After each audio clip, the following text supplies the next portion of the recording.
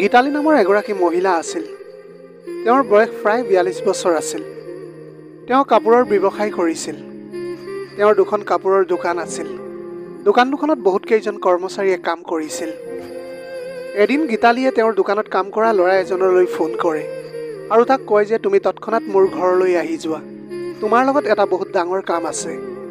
তেতিয়া সেই ল'ৰাজনে নিজৰ মালিকনীক কয় যে ঠিক আছে বাইদেউ, মই 10 মিনিটৰ ভিতৰত আপোনাৰ ঘৰ পাই যামগৈ। তাৰপিছত ল'ৰাজনে নিজৰ বাইকেৰে গৈ মালিকনীৰ ঘৰত উপস্থিত হ'লগৈ। যেতিয়া আহি ল'ৰাজনে মালিকনীৰ ঘৰৰ দুৱাৰ বেল বজায় আৰু তাৰপিছত মালিকনীয়ে ঘৰৰ দৰ্জাখন খুলি দিয়ে আৰু তাক কয় যে তুমি 10 মিনিট বাহিৰতে বহা, মই বাথৰুমৰ পৰা আহিছোঁ। তাৰপিছত গীতালিয়ে গা ধুই আহি নিজৰ শৰীৰত টাৱল এখন মেৰিয়াই বাথৰুমৰ পৰা ওলাই আহি সেই ল'ৰাজনৰ সন্মুখত থিয় হৈ যায়। তাৰপিছত গীতালিয়ে জানি বুজিয়ে নিজৰ টাৱলখন তললৈ পেলাই দিছিল। যেতিয়া সেই ল'ৰাজনে মালিকনীক তেনেকুৱা এটা দৃশ্যত দেখিছিল, তেতিয়া সি একেবাৰে আচৰিত হৈ পৰিছিল। তেতিয়া সেই ল'ৰাজনে নিজকে নিয়ন্ত্ৰণ কৰিবলৈ নোৱাৰিলে আৰু নিজৰ মালিকনীক চকুৰে কিবা এটা ইংগিত দিবলৈ ধৰিলে। তেতিয়া তাৰ মালিকনীয়ে তাৰ হাতত ধৰে আৰু নিজৰ শোৱনি কোঠালৈ বুলি লৈ যায়। তাৰপিছত তেওঁলোকৰ মাজত এনেকুৱা কিছুমান ঘটনা হয় যাৰ কোনেও কল্পনাও কৰিব পৰা নাছিল। আজিৰ ঘটনাটো শুনাৰ পিছত হয়তো আপোনালোকেও আচৰিত হৈ পৰিব। সেইকাৰণে কাহিনীটো আপোনালোকে শেষলৈকে শুনিবলৈ চেষ্টা কৰিব, কাৰণ এই কাহিনীটোৰ পৰা আপুনি এটা ডাঙৰ নীতি শিক্ষা পাবলৈ সক্ষম হ'ব। সৰু এখন গাঁৱত এগৰাকী গীতালি নামৰ মহিলা আছিল, যিয়ে নিজৰ এগৰাকী কন্যা সন্তানৰ লগত বাস কৰিছিল। গীতালিৰ বয়সটো প্ৰায় 42 বছৰ আছিল। গীতালি দেখিবলৈ বহুত ধুনীয়া আছিল। গীতালিৰ স্বামী বহুত বছৰ আগতেই মৃত্যু ঘটিছিল। তেওঁৰ ছোৱালীজনীৰ নাম ৰশ্মি আছিল। তাইৰ বয়স প্ৰায় 20 বছৰ আছিল। ৰশ্মি এতিয়া গাভৰু হৈ উঠিছিল। এতিয়া গীতালিৰ ৰশ্মিৰ বিয়াৰ কথা চিন্তা হ'বলৈ ধৰিছিল। তেওঁ যিমান সোনকালে পাৰে তেওঁৰ ছোৱালী ৰশ্মিক বিয়া দিবলৈ বিচাৰিছিল। সেইকাৰণে তেওঁ ৰশ্মিৰ বাবে ল'ৰা বিচৰাৰ কাম আৰম্ভ কৰি দিছিল। এমাহৰ ভিতৰতে তেওঁ ৰশ্মিৰ বাবে এজন ভাল ল'ৰা বিচাৰি পাইছিল। সেই ল'ৰাজনৰ নাম আছিল মোহিত। তেতিয়া গীতালিয়ে নিজৰ ছোৱালী ৰশ্মিৰ লগত সেই ল'ৰাজনৰ ঘৰত গৈ উপস্থিত হয়গৈ। যেতিয়া গীতালিয়ে সেই ল'ৰাজনক দেখে, তেতিয়া তাই প্ৰথম চাউনিতে ল'ৰাজনক পচন্দ কৰে। তাৰপিছত ৰশ্মি আৰু মোহিতৰ বিয়াৰ দিন ঠিক হৈ যায়। প্ৰায় 2 মাহৰ ভিতৰত মোহিত আৰু ৰশ্মিৰ বিয়া হৈ গৈছিল। এতিয়া ৰশ্মিয়ে কইনা সাজেৰে মোহিতৰ ঘৰলৈ গুচি যায় আৰু নিজৰ শহুৰৰ ঘৰত বৰ ভালদৰে থাকিবলৈ লৈছিল। ইফালে এতিয়া গীতালি ঘৰত অকলশৰীয়া হৈ পৰিছিল, কাৰণ তেওঁৰ ঘৰত এতিয়া কোনোৱেই নাছিল। সেইবাবে গীতালি অকলশৰীয়া হৈ পৰিছিল। গীতালিৰ ব্যৱসায়ৰ কথা যদি ক'বলৈ যাওঁ, তেনেহ'লে তেওঁৰ ওচৰত কাপোৰৰ দোকান দুখন আছিল। দুইখন দোকানেই বহুত ভালদৰে চলিছিল। তেওঁৰ দুইখন দোকানতে বহুত কেইজন কৰ্মচাৰীয়ে কাম কৰিছিল। গীতালিয়ে সেই দুইখন দোকানৰ পৰা লাখ লাখ টকা উপাৰ্জন কৰিছিল প্ৰতিমাহে। গীতালিৰ ওচৰত টকাৰ কোনো অভাৱ নাছিল। এনেকৈ 6 মাহ পাৰ হৈ যায়। এতিয়া গীতালিৰ যৌৱনে আমনি কৰিবলৈ ধৰিছিল। এতিয়া গীতালিয়ে তেওঁৰ জীৱনত নিসংগতা বৰকৈ অনুভৱ কৰিবলৈ ধৰিছিল। ঘৰখনত এতিয়া একেবাৰে নিৰ্জনতাই আৱৰি ধৰিছিল, কাৰণ ঘৰত তেওঁৰ বাহিৰে আৰু কোনোৱেই নাছিল। এতিয়া তেওঁ মনৰ ভিতৰতে ভাবিবলৈ ধৰিলে যে তেওঁ নিজৰ ইচ্ছাক কেনেকৈ পূৰণ কৰিব, আৰু কৰিলেওনো কাৰ লগত কৰিব। গীতালিয়ে এতিয়া কোনোবা এজন পুৰুষৰ আশ্ৰয় ল'বলৈ বিচাৰিছিল। এদিন দুপৰীয়াৰ সময়ত গীতালিয়ে পাচলি বজাৰলৈ বুলি গৈছিল আৰু বজাৰৰ ভিতৰত ভাল পাচলি বিচাৰিবলৈ ধৰিছিল। তেতিয়াই গীতালিৰ চকু এজন ল'ৰাৰ ওপৰত পৰিল। সেই ল'ৰাজনৰ নাম আছিল বিকাশ। তেওঁৰ বয়সটো প্ৰায় 22 বছৰমান আছিল। তেওঁ এজন 6 ফুট ওখ স্বাস্থ্যৱান যুৱক আছিল। তেতিয়া গীতালিয়ে ল'ৰাজনৰ ওচৰলৈ যায়। যেতিয়া বিকাশে গীতালিক দেখিছিল, তেতিয়া সি একেবাৰে নিথৰ হৈ পৰিছিল, কাৰণ তেওঁৰ নিজৰ জীৱনত ইমান ধুনীয়া মহিলা কেতিয়াও দেখা নাছিল। সেই ল'ৰাজনে বজাৰত শাক পাচলি বিক্ৰী কৰি আছিল।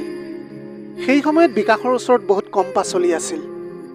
তেতিয়া গীতালিয়ে তেওঁক কয় যে এই পাচলিবিলাকৰ দাম কিমান। তেতিয়া ল'ৰাজনে তেওঁক পাচলিৰ দামটো কয়। তেতিয়া গীতালিয়ে তাক কয় যে তোমাৰ ওচৰত যিমান শাক পাচলি আছে, তুমি গোটেইখিনি পেক কৰি দিয়া মোক। তেতিয়া গোটেই শাক পাচলিখিনি ল'ৰাটোৱে পেক কৰি দিলে। গীতালিয়ে সেই ল'ৰাজনক পইচা দিলে আৰু তাৰপিছত তেওঁ ল'ৰাজনৰ লগত কথা পাতিবলৈ ধৰিছিল। গীতালিয়ে তেতিয়া বিকাশক সোধে যে তুমি এই শাক পাচলি বিক্ৰী কৰাৰ কাম কিমান দিনৰ পৰা কৰি আছা।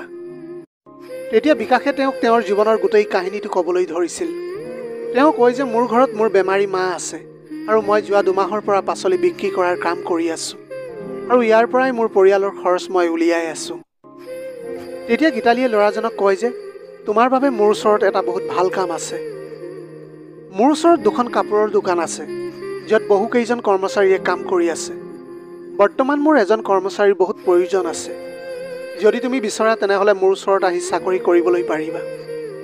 মই তোমাক ভাল দৰমহাও দিবলৈ পাৰিম। গীতালীৰ কথা শুনি বিকাশে তেওঁৰ কথাত মান্তি হৈ গৈছিল আৰু তেওঁ কয় যে মই আপোনাৰ চাকৰি কৰিবলৈ সাজু আছোঁ। তেতিয়া গীতালীয়ে তেওঁক কয় যে কালিলৈ ৰাতিপুৱা 10 বজাত মোৰ ঘৰলৈ আহি মোক লগ কৰিবা। তাৰপিছত গীতালীয়ে সেই বিকাশক নিজৰ ঘৰৰ ঠিকনা দিয়ে আৰু তাৰ পৰা তেওঁ গুচি যায়। পিছদিনা প্ৰায় 10 মান বজাত বিকাশে গীতালীৰ ঘৰত উপস্থিত হয়গৈ আৰু গীতালীৰ লগত কথা বতৰা পাতিবলৈ ধৰে। তেতিয়া গীতালীয়ে তেওঁৰ দৰমহাৰ বিষয়েও কয় যে তেওঁ কিমান দৰমহা পাব তেওঁৰ কাম কৰিলে। বিকাশে তেওঁৰ কথাত মান্তি হৈ গ'ল। অলপ সময়ৰ পিছতে গীতালীয়ে বিকাশৰ সন্মুখত এটা চৰ্ত ৰাখে আৰু তেওঁ কয় যে তুমি তোমাৰ ঘৰলৈ যোৱাৰ কোনো প্ৰয়োজন নাই। তুমি মোৰ ঘৰতে থাকিবলৈ পাৰিবা। কাৰণ তুমি মোৰ ঘৰটো দেখিছাই যিহেতু। এই ঘৰটো বহুত ডাঙৰ আৰু ইয়াত বহুকেইটা কোঠালি এনেই পৰি আছে। তুমি ইয়াতে যিকোনো এটা কোঠাত থাকিবলৈ পাৰিবা। তেতিয়া বিকাশে সেই চৰ্তটো মানি লয়। তেতিয়া তেওঁ কয় যে ঠিক আছে মেডাম, মই ইয়াতে থাকি মোৰ কামবিলাক কৰি যাম। বিকাশে গীতালীৰ ঘৰত থাকিবলৈ লৈছিল। তাত থাকিয়েই তেওঁ এতিয়া কামবিলাক নিয়াৰিকৈ কৰি গৈছিল। এতিয়া এনেকৈ 15 দিনৰ সময় পাৰ হৈ গৈছিল। এতিয়া গীতালীৰ যৌৱনে বেছিকৈ আমনি কৰিবলৈ ধৰিছিল তেওঁক। তেওঁ এতিয়া নিজকে নিয়ন্ত্ৰণ কৰিবলৈ পৰা নাছিল। তেওঁ বিকাশক নিজৰ ইচ্ছা পূৰণ কৰিবলৈ চাকৰিত ৰাখিছিল যাতে তেওঁ বিকাশৰ লগত নিজৰ কামনা পূৰণ কৰিবলৈ পাৰিব। সেইকাৰণে গীতালীয়ে তেওঁক নিজৰ প্ৰেমৰ জালত ফচাবলৈ বিচাৰিছিল। এদিন গীতালীয়ে নিজৰ মোবাইলেৰে বিকাশলৈ ফোন লগায় আৰু তাক কয় যে তুমি তৎক্ষণাত মোৰ ঘৰলৈ আহি যোৱা। মোৰ তোমাৰ লগত এটা বহুত প্ৰয়োজনীয় কাম আছে। তেতিয়া বিকাশে গীতালীক কয় যে মই 10 মিনিটৰ ভিতৰত গৈ আছোঁ মেডাম। তেতিয়া বিকাশে নিজৰ বাইকখন লৈ নিজৰ মালিকনী গীতালীৰ ঘৰত উপস্থিত হ'লহি। সি যেতিয়াই ঘৰৰ ভিতৰত উপস্থিত হয় তেতিয়া তাৰ অনুভৱ হয় যে তাৰ মালিকনীয়ে বাথৰুমত গা ধুই আছিল। বিকাশে আহি যেতিয়া গীতালীক মাত লগায় তেতিয়া গীতালীয়ে ভিতৰৰ পৰা কয় যে তুমি 2 মিনিট অপেক্ষা কৰা, মই এতিয়াই গাটো ধুই আহি আছোঁ। অলপ সময়ৰ পিছতে গীতালীয়ে গা ধুই আহে আৰু নিজৰ শৰীৰত এখন টাৱেল মেৰিয়াই আৰু বাথৰুমৰ পৰা বাহিৰলৈ বুলি ওলাই আহে। যেতিয়াই তেওঁ বিকাশৰ সন্মুখলৈ আহে তেওঁ জানি বুজিয়ে নিজৰ টাৱেলখন তললৈ পেলাই দিছিল। যেতিয়া বিকাশে নিজৰ মালিকনীক দেখে তেতিয়া একেবাৰে সি আচৰিত হৈ পৰিছিল, কাৰণ তেওঁ ইমান ধুনীয়া শৰীৰৰ এগৰাকী মহিলাক কেতিয়াও দেখা নাছিল। এতিয়া বিকাশেও নিজকে নিয়ন্ত্ৰণ কৰিবলৈ পৰা নাছিল।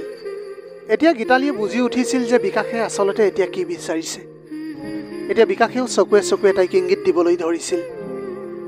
তেতিয়া লগে লগে গীতালীয়ে বিকাশৰ হাতত ধৰে আৰু নিজৰ শুৱনি কোঠালৈ বুলি লৈ যায়। তাৰপিছত তেওঁলোক দুয়ে কথা পাতিবলৈ ধৰে। কথা পাতি পাতি দুয়ে নিজৰ ভিতৰতে হেৰাই গৈছিল। তাৰপিছত এনেকৈ গীতালীয়ে তাৰ লগত কিছুমান অশ্লীল কাম কৰিবলৈ ধৰিছিল। তেতিয়া বিকাশে বুজি পাইছিল যে তাৰ মালিকনী আচলতে কি বিচাৰি আছিল। তাৰপিছত তেওঁলোক দুয়ো নিবস্ত্ৰ হৈ যায় আৰু বিকাশে নিজৰ মালিকনীৰ লগত সম্ভোগ কৰিবলৈ ধৰে। এতিয়া গীতালীয়েও বিকাশক সমানে সহযোগ কৰিবলৈ ধৰিছিল। আজি গীতালীয়ে সেই চৰম সুখ পাই গৈছিল যি তেওঁ আগতে কেতিয়াও পোৱা নাছিল। তেওঁৰ বহু বছৰৰ তৃষ্ণা এতিয়া দূৰ হৈ পৰিছিল। প্ৰায় এঘণ্টালৈকে দুয়োৱে সেই কাৰ্যত লিপ্ত হৈ থাকে আৰু যেতিয়া তেওঁলোক দুয়ো ভাগৰি পৰিছিল তেতিয়া তাতেই দুয়োৱে শুই পৰিছিল। এতিয়া দুয়োৱে সেই কামবিলাক সদায় কৰিবলৈ ধৰিছিল। তেওঁলোক দুয়োৱে ইজনে সিজনৰ লগত নিজৰ নিজৰ ইচ্ছাবিলাক পূৰণ কৰিবলৈ ধৰিছিল। এনেকৈয়ে 15 দিনৰ সময় পাৰ হৈ গৈছিল। তাৰপিছত গীতালীৰ ছোৱালী ৰশ্মিয়ে নিজৰ মাকৰ ঘৰলৈ আহে আৰু তেতিয়া মাকক কয় যে মা, মই 15 দিনমান ইয়াতেই থাকিম। এতিয়া গীতালীয়ে নিজৰ ছোৱালীজনীক মানাও কৰিবলৈ নোৱাৰিছিল। তেতিয়া গীতালীয়ে ভাবিবলৈ ধৰিলে যে মই এতিয়া বিকাশক কেনেকৈ লগ কৰিম। এনেকৈয়ে এসপ্তাহৰ সময় পাৰ হৈ গৈছিল। এতিয়া গীতালীয়ে বিকাশক লগ কৰিবলৈ পৰাই নাছিল। এতিয়া তাই একেবাৰে অস্থিৰ হৈ পৰিছিল। তাই এতিয়া নিজকে নিয়ন্ত্ৰণ কৰিবলৈ পৰা নাছিল। সেইকাৰণে তাই নিজৰ মনতে থিৰাং কৰিছিল যে আজি ৰাতিয়েই তেওঁ বিকাশক লগ কৰিব। তাৰপিছত সেই নিশাই গীতালীয়ে নিজৰ ছোৱালীৰ লগত সেই কোঠাতে শুই থাকে আৰু যেতিয়াই তেওঁৰ ছোৱালী ৰশ্মি টোপনি গৈছিল তেতিয়া লাহেকৈ তেওঁ বিকাশৰ কোঠাত গৈ প্ৰৱেশ কৰিছিল। এতিয়া বিকাশে নিজৰ মালিকনীক যেতিয়াই দেখে তেতিয়া লগে লগে তেওঁ সুখী হৈ পৰিছিল। সি তেওঁক নিজৰ দুবাহুৰ মাজত সুমুৱাই লৈছিল আৰু তেওঁৰ লগত সম্ভোগ কৰিবলৈ ধৰিছিল। ইফালে ৰশ্মিয়ে হঠাতে টোপনিৰ পৰা সাৰ পাই যায় আৰু যেতিয়া তাই নিজৰ মাকৰ ফালে চালে তেতিয়া তেওঁৰ মাক বিচনাত নাছিল। এতিয়া তেওঁ ভাবিবলৈ ধৰিছিল যে মোৰ মা ইমান ৰাতি কলৈ যাবলৈ পাৰে। তাই এতিয়া গোটেই ঘৰটোত নিজৰ মাকক বিচাৰিবলৈ ধৰিছিল। কিন্তু যেতিয়াই ৰশ্মিয়ে বিকাশৰ কোঠাৰ ওচৰ পায়গৈ তেতিয়া অদ্ভুত ধৰণৰ কিছুমান শব্দ শুনিবলৈ পায়। তেতিয়া ৰশ্মিয়ে বুজি পাই গৈছিল যে মা বিকাশৰ কোঠাত সোমাই আছে আৰু নিশ্চয় কিবা নহয় কিবা এটা গণ্ডগোল কৰি আছে। এতিয়া ৰশ্মিৰ বহুত খং উঠিবলৈ ধৰিছিল আৰু বাহিৰৰ পৰা তেওঁ দৰজাখনত টুকুৰিয়াবলৈ ধৰিলে। সেই সময়ত গীতালি আৰু বিকাশে বহুত ভয় খাই গৈছিল আৰু ভাবিবলৈ ধৰিছিল যে ইমান ৰাতি কোন আহিবলৈ পাৰে। তাৰপিছত গীতালিয়ে যেতিয়া দৰজাখন খুলিলে তেতিয়া তেওঁৰ ছোৱালী ৰশ্মি তেওঁৰ সন্মুখত থিয় হৈ আছিল। তেওঁ এতিয়া নিজৰ ছোৱালীজনীক সন্মুখত দেখি একেবাৰে নিথৰ হৈ পৰিছিল। তাৰপিছত ৰশ্মিয়ে নিজৰ মাকক যি টি কথা শুনাবলৈ ধৰিলে, গালিগালাজ কৰিবলৈও ধৰিছিল। তাৰপিছত গীতালিও নিজৰ ছোৱালীৰ লগত কাজিয়া কৰিবলৈ ধৰিছিল। এনেকৈ দুয়োৰে কাজিয়া লাহে লাহে ডাঙৰ হ'বলৈ ধৰিলে। এতিয়া তেওঁলোকৰ দুয়োৰে কাজিয়াৰ শব্দ বাহিৰলৈ যাবলৈ ধৰিছিল। তেতিয়া ওচৰৰ মানুহখিনিৰ টোপনি ভাঙি যায় আৰু তেওঁলোকে আহি গীতালিৰ ঘৰত উপস্থিত হৈছিলহি। এতিয়া ওচৰৰ মানুহবিলাকে গম পাই গৈছিল যে তেওঁলোকৰ মাজত কাজিয়া কিয় হৈ আছে। তাৰপিছত ৰাতিপুৱালৈকে সেই কথাটো লাহে লাহে গোটেই গাঁওখনতে বিয়পিবলৈ ধৰিছিল। তেতিয়াই গাঁৱৰ এজন লোকে তৎক্ষণাত পুলিচলৈ ফোন কৰি দিয়ে। লগে লগে পুলিচবিলাকো তেওঁলোকৰ ঘৰলৈ আহিছিল। তেতিয়া গীতালিয়ে গম পাই যায় যে পুলিচ তেওঁলোকৰ ঘৰলৈ আহি আছে। যদি তেওঁ জেলত যাবলগীয়া হয় তেনেহ'লে তেওঁৰ গোটেই ব্যৱসায়টো ধ্বংস হৈ যাব। তেতিয়া তেওঁ নিজৰ ছোৱালীজনীক বুজায় যে মাজনী, মই যদি জেললৈ যাবলগীয়া হয় তেনেহ'লে গোটেই ব্যৱসায়টো বৰবাদ হৈ যাব, সকলো শেষ হৈ যাব। তুমি এটা কাম কৰা, তুমি মোৰ লগ দিয়া, আমি এই ল'ৰাটোক ফচাই দিম যে সি মোৰ লগত জোৰ জবস্তি কৰিছে। তেতিয়া ৰশ্মিয়ে নিজৰ মাকৰ কথাত মান্তি হয়। যেতিয়া তাত পুলিচ আহি উপস্থিত হ'লহি তেতিয়া ৰশ্মিয়ে পুলিচক কয় যে এই বিকাশ নামৰ ল'ৰাজনে মোৰ মাৰ লগত জোৰ জবস্তি কৰি আছিল। তেতিয়া পুলিচৰ বিশ্বাস হৈ গৈছিল আৰু বিকাশক গ্ৰেপ্তাৰ কৰি থানালৈ বুলি লৈ গৈছিল। প্ৰিয় দৰ্শক, গীতালিয়ে নিজৰ ছোৱালীজনীৰ লগত মিলি সেই দুখীয়া ল'ৰাজনক ফচাই দিছিল। বৰ্তমান সেই ল'ৰাজন থানাতে আছিল। এতিয়া তাৰ কি শাস্তি হ'বলৈ গৈ আছিল সেই কথাটো এতিয়াও সিদ্ধান্ত হোৱাই নাছিল। অৱশেষত গীতালিয়ে গৈ বিকাশক থানাত লগ কৰিছিল আৰু কৈছিল, যদি তুমি মোক বিয়া পাতা তেনেহ'লে তোমাৰ সকলো শাস্তি মই মাফ কৰি দিম। যদি তুমি মোক বিয়া পাতিবলৈ মান্তি হোৱা তেনেহ'লে আমি দুয়োৱে গোটেই জীৱন বৰ সুখত দিনবিলাক কটাবলৈ পাৰিম। অৱশেষত বিকাশে সেই কথাটোত মান্তি হ'ল। বিকাশে এতিয়া ঘৰৰ মাক দেউতাকক খবৰ দিছিল যে তেওঁ এতিয়া বিয়া পাতিবলৈ ওলাইছে। প্ৰথমতে মাক দেউতাকে কথাটোত মান্তি হ'বলৈ পৰা নাছিল, কিন্তু তেওঁলোকেও বহুত দুখীয়া আছিল, সেইবাবে তেওঁলোককো বহুত পইচাৰ দৰকাৰ আছিল। এতিয়া বিকাশে প্ৰতিমাহে মাক দেউতাকক চোৱা চিতাৰ বাবে বহুত পইচা দি আছিল। এতিয়া গীতালিৰ লগত বিকাশে তেওঁলোকৰ দুয়োখন দোকান খুব সুন্দৰভাৱে চলাই লৈ গৈ আছিল। প্ৰিয় দৰ্শক, এয়া আছিল আজিৰ কাহিনীৰ ভাগ। আজিৰ ভিডিঅ'টি কেনেকুৱা লাগিলে জনাব। যদি ভাল লাগিল তেনেহ'লে লগৰ বন্ধু বান্ধৱীসকলৰ মাজত শ্বেয়াৰ কৰিবলৈ নাপাহৰিব। আপোনালোকৰ গোটেই জীৱনটো হাঁহিৰে উপচি পৰক। পাৰিলে দুখীয়াজনক অলপ সহায় কৰিবলৈ চেষ্টা কৰিব। আপোনালোকৰ অকণমান সঁহাৰিয়ে যদি কোনোবা এজন দুখীয়াৰ জীৱনটো সলনি কৰিব পাৰে, তাতকৈ পুণ্যৰ কাম আৰু এই পৃথিৱীত একোৱেই হ'ব নোৱাৰে। Have a nice day.